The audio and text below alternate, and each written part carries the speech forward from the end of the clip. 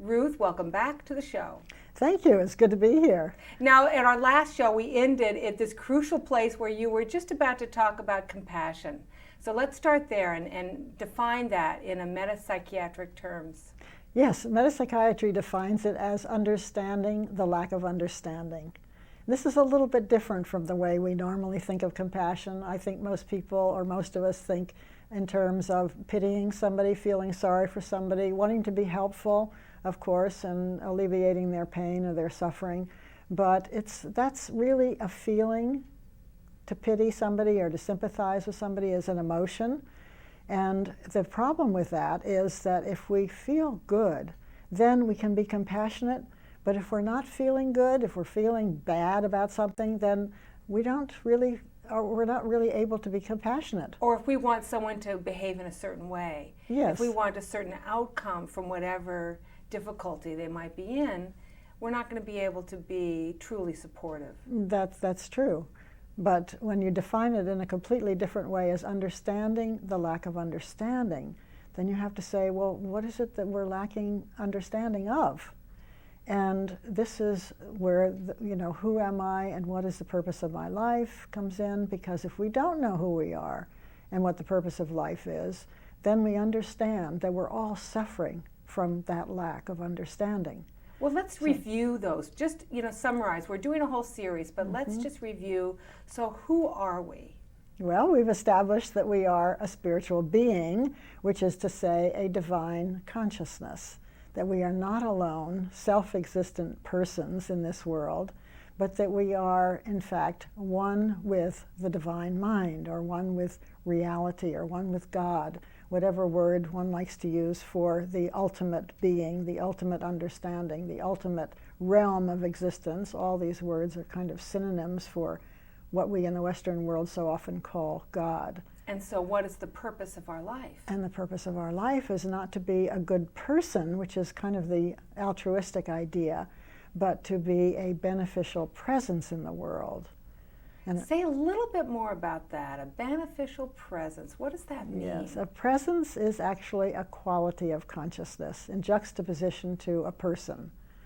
So a quality of consciousness which is good-willing, which is loving, which is non-conditionally loving. I think we defined love before as non-personal, non-conditional goodwill. So a beneficial presence is a quality of consciousness that emanates from the divine mind, that emanates that kind of love. So someone who's fulfilling their purpose would be someone who, when we're around them, we feel the love, or we feel a beneficence coming from them, from that space that they're occupying, yes. Whatever they're involved with. Yes, actually, it's a non-judgmental mental stance. It's a non-judgmental way of seeing life, and it is compassionate. It understands the lack of understanding, that we all suffer from this, because none of us are fully enlightened. Therefore, we have many difficulties in life as a result. And to understand that we are all suffering from a lack of understanding is something very healing. It's a very healing kind of consciousness that we're able to be aware of. We can oppose that to, or we can sort of contrast that with someone who's high maintenance, right? So someone's who emotional high maintenance. We all know people that to be around them is to give them a lot of attention. Just there's no way to be around them without sort of paying. That's what they want is to have attention paid to them, or to be demanding, or that things need to happen in a certain way. Yes. And that's very different than someone who's a beneficial presence. Yes, because that's the ego that's operating there. And the beneficial presence is egoless.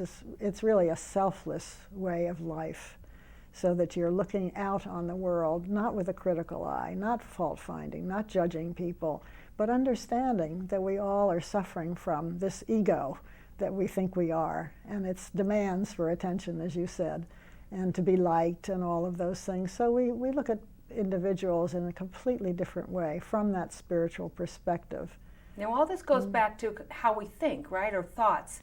I won't say how we think. That's a misstatement, right, according to metapsychiatry. But explain the role that thoughts play in all of this. Well, thought is everything, actually. thought is the basic stuff of life, as Dr. Hoare phrased it. And there are two kinds of thoughts. And we call them existentially valid thoughts and existentially invalid thoughts. Now, what gives us the right to call something existentially valid or existentially invalid? Yeah, those are very big phrases. Let's break that down a little bit.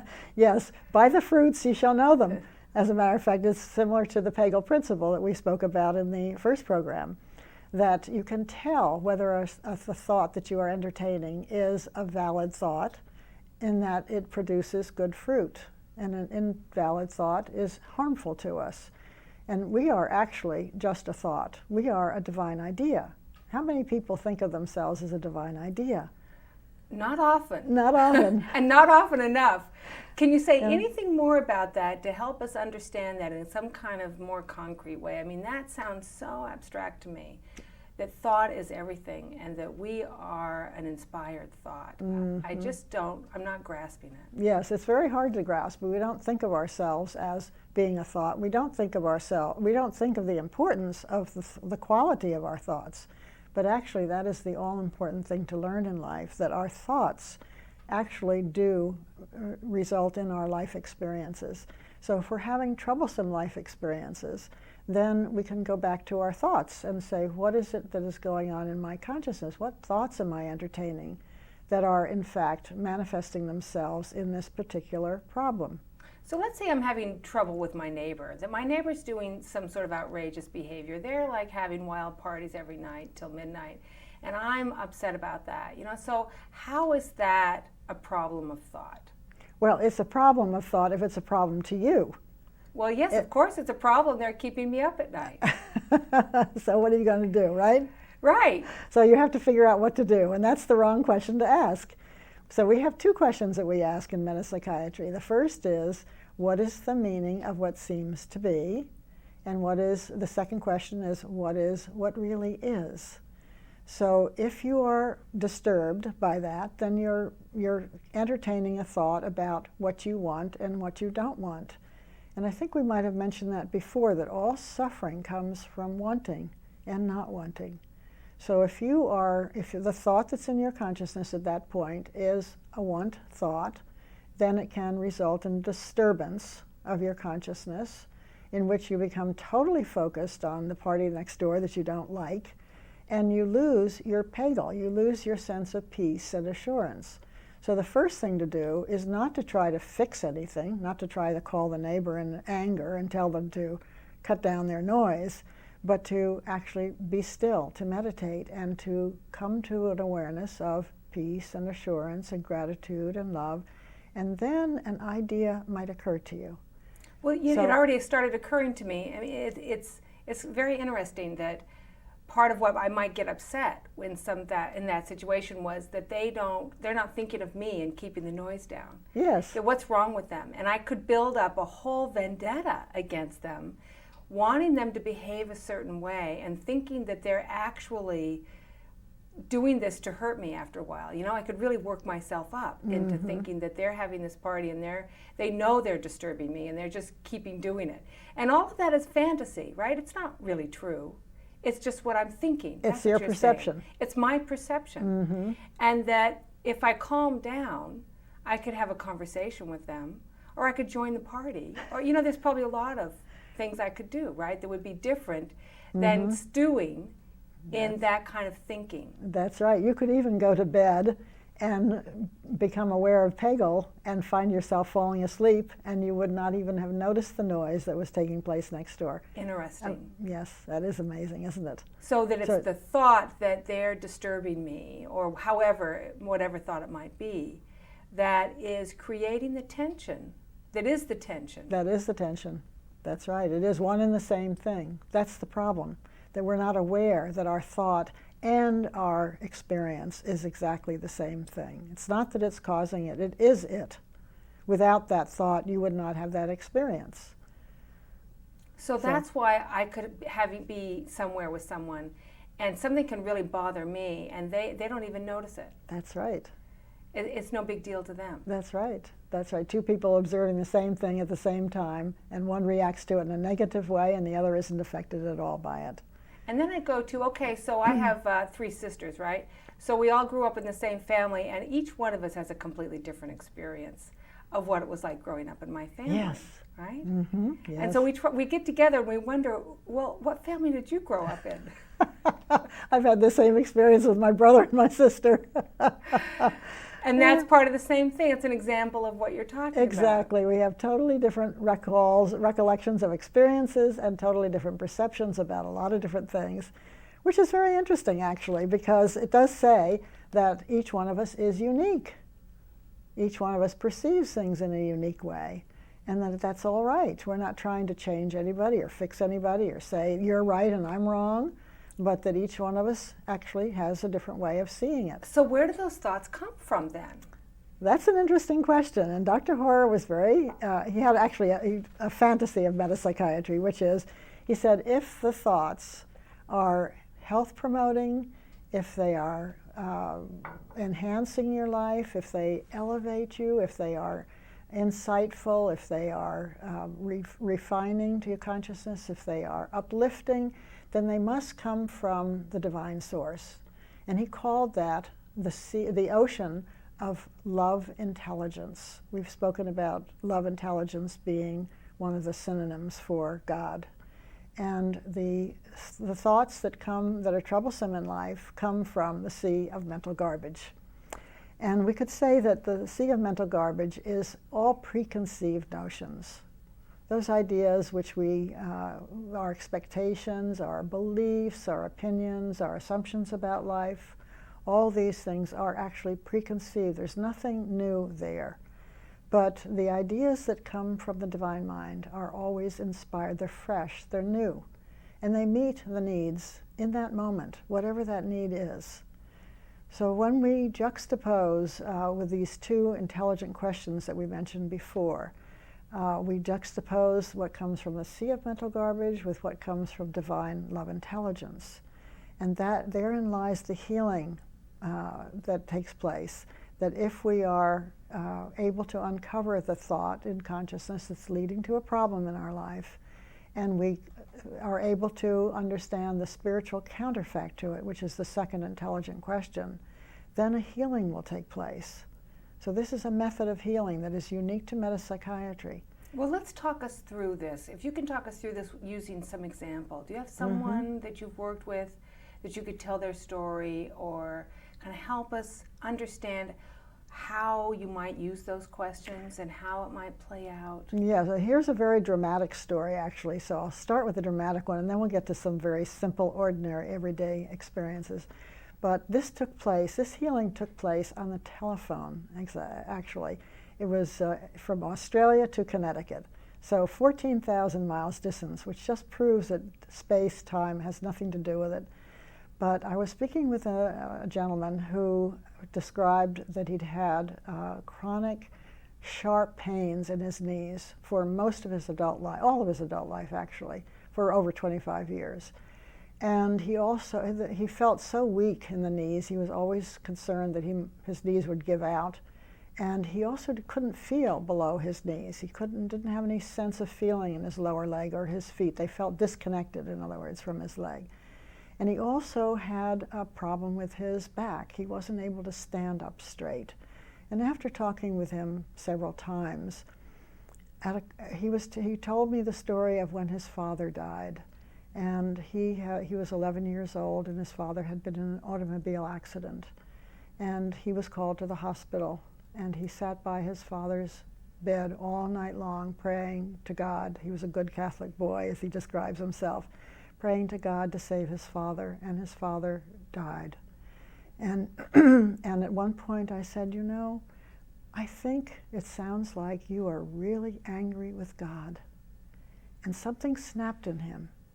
And he had been crying while he was telling the story, but then he started sobbing deeply.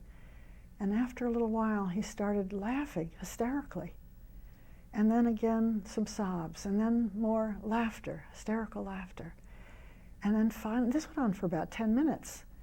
And I'm on the telephone listening to this and thinking, at some point, I started laughing. It was so infectious, I couldn't resist. I couldn't help myself, actually.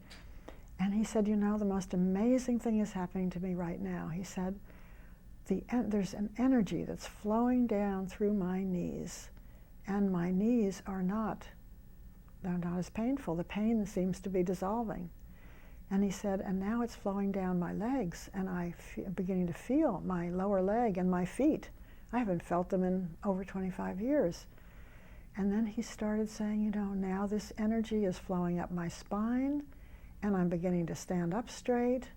And this went on for 20 minutes, 30 minutes, 40 minutes, whatever it was, and he had a complete healing at that time. It was an unbelievable experience, actually, that it happened so rapidly.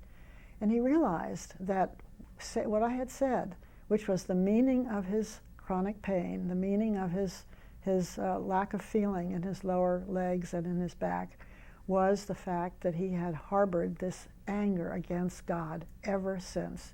He was really, really angry at God. And the interesting thing was that he was totally unaware of it.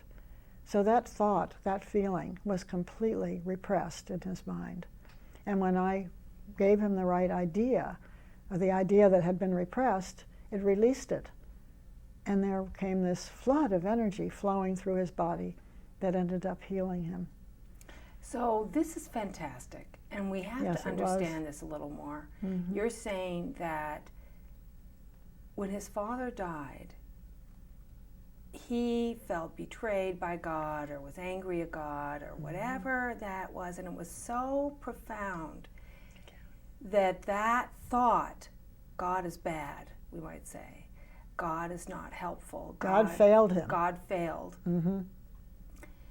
That thought what translated into, I mean, I don't know how to say it, translated into this incredible physical pain in his knees. Yes. And that thought, that the physical pain in his knees was a communication about something, right? It was actually the thought itself that was manifesting itself. You see, thought is energy.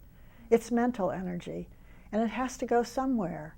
So thought can be expressed in words, and it can be expressed in behavior, and it can be expressed in our actions and our activities, and that can be expressed in a constructive way or a destructive way. If it isn't expressed, then it's what we call repressed. It's not known we don't realize that we're not expressing it some way. It becomes repressed, and the energy then works internally and eventually comes out in some form. It may come out in the form of behavior also, and actions and activities, or physical symptoms and our experiences. So in his case, it was coming out in the form of physical experiences, physical symptoms. So once that thought was identified and he could see it, then it was released. It all of a sudden had been verbalized for him. And that was the release of it. And then the energy was free to flow through him again and to make him well. So let's talk us through something, maybe in another way, to also help us illustrate, because this is such a deep point, right? Yes, it is. So let's talk about sort of the frustration or the anger that we see so much in our culture these days. People are afraid, they're frightened, they feel unsafe, right? They feel unsafe in their homes, or they feel unsafe in their communities. There's just this sense of unsafety. Yes. And how would you talk to that, or what could you say about that? Well, when we're afraid, we're actually concerned with ourselves, and we're trying to solve everything ourselves. You know, so we go about we find a bigger lock for our door, we turn on all the lights in our house at night. I mean, people do a lot of things now to help themselves feel more secure. But the answer, the solution really, not that those aren't intelligent, because maybe where they live that is the right thing to do, but the answer is to ask Divine Mind to protect us and to come to know that if there is such a thing as love intelligence, that it will always provide us with the idea that we need to keep us safe. Remember we spoke before about the airplane that had crashed? And that's another example of it, where she was kept safe by the awareness of Pagel. So we need to pray and meditate more often, daily actually, in our lives in order to become aware of what is needed moment by moment. And we'll be guided. I used to walk in the dark at night before going to bed, and I never took a flashlight with me. I always took Pagel with me. And sometimes I wouldn't complete the walk because I had a sense that maybe was not a place to go. Now, I have no way of validating that, but it certainly was a way for me to practice becoming aware of Pagel. And I always felt perfectly safe and secure. And I never had a problem. I'm sorry to interrupt you, but it's like recognizing that we have a sense of safety that we can trust. Yes, right? That's right. There is something beyond us, which is within us, which will alert us to what is needed at that moment, or give us the right idea that is needed at that moment. And we know from the spiritual teachings, I think it's found elsewhere as in addition to the Bible, but perfect love, perfect love casteth out fear. And what that means to us is that if you become aware that love and intelligence is always present to guide you, to govern your consciousness, to give you the right idea, whatever is needed at that moment, you don't have to go around in a state of fear. You will know when you need to do something. You know when you need to, as I knew, to turn around at a certain point when I was walking at night. It didn't seem safe. I didn't have a sense that I was secure, so I would turn around and go home. Well, what you're saying is incredibly radical, right? Yes, it really is. saying that that we experience our physical selves, but we're actually spiritual beings, and that there's a whole nother level of reality that's going on that we can be sensitive to, which is this sense of peacefulness, of guidance, of love and assurance, and that we're safe. We are safe, but we don't think so. And as human beings, we think we're vulnerable to all kinds of, well, we are vulnerable, but we can be safe. As long as we practice listening for divine ideas, we will be kept safe. It's a divine idea, after all, that comes into our consciousness when we're standing on the curb of a street and all of a sudden a bus comes too close. What is it that brought us made us move back? It's a divine idea, but we may not have caught it. We may not be aware that that's what it is, that this wonderful awareness of what is needed at that moment just comes to us. So we need to cultivate awareness of it. Well, so what do you say, though, to people who say, well, look at all the crazy, randomly violent things that happen in life? I mean, that's what would you say to that? Well, that's the point of view. You say life is random. Life is full of accidents. And we don't think so. That's a chaotic way of looking at life. Life is divinely governed. There are laws and principles to live by, and we're in the process of uncovering these laws. That is to say, civilization, the world, is always evolving to greater understanding of these laws. And metapsychiatry helps us to learn these laws. And our first principle is, thou shalt have no other interest before the good of God, which is spiritual blessedness. So that means if our consciousness, our interest, is turned to love intelligence to guide us, then we will be blessed. It will keep us safe. But that's so hard for people to believe because we're so used to thinking that we have to do everything ourselves. Again, it's that totally different awareness. Well, I think then we like to look for a set of rules. So tell me what to do so I can be safe. Exactly. Right? That's immediately what we want to do. We want to say, well, so how do I pray? What do I do? How do I do something physical, right? Or take some action or some task? What are the rules? Yes, and so we're always asking the wrong questions rather than saying, what is the meaning of this experience that I'm having of being afraid? And what is the spiritual counterfact to it? What really is that if we are afraid, that is because we're looking at life through our human lens. And if we would see that there is a consciousness, a love intelligence that's available to us at all times, then we would turn our attention to it. Thou shalt have no other interest before the good of God. What is that? That's Pagel. So we pray to become aware of Pagel, to keep ourselves in a state of peace. And when we are in that state of peace, then the idea that is needed comes forward. It's that simple. but it's hard to practice. It's very hard to practice. And on that note, we're going to end this section of our series. And we have so many more ideas to cover and talk about to help understand what this really is talking about. But thank you, Ruth, for helping to enlighten us on all of this. You're very welcome. Thank you very much. And thank you for listening. Be sure to tune in next time when we continue our conversation about who am I and what is the purpose of my life with Ruth Robbins. This is Nancy Rosanoff with The Listening Place saying bye for now.